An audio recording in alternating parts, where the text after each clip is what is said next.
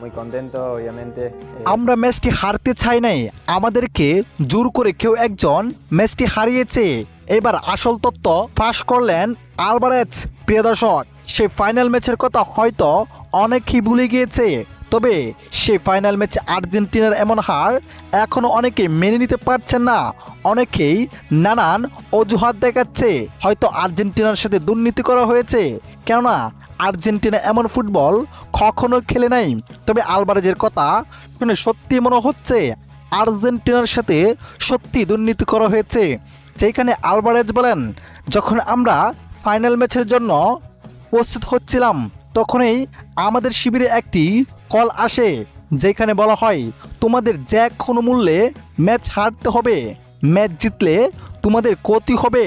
সেই বয়ে আমরা আর ফাইনাল ম্যাচে নিজের সর্বোচ্চটা দিতে পারি নাই, আমাদের ম্যাচটি হারতে হয়েছে। যদি আমরা ম্যাচটি কোনো রকমভাবে জিতে যেতাম তাহলে আমাদের পরিবারের অনেক ক্ষতি হয়ে যেত, তাই আমরা ম্যাচটি হেরেছি। এবং বলা হয়েছিল সেই ফোন কলে তাদের তথ্য যেন আমরা কারো কাছে প্রকাশ করে নাই, তাই কারো নাম বলতে পারছি না। প্রিয় দর্শক, আলভারেজের মন্তব্য আপনি কিভাবে দেখছেন?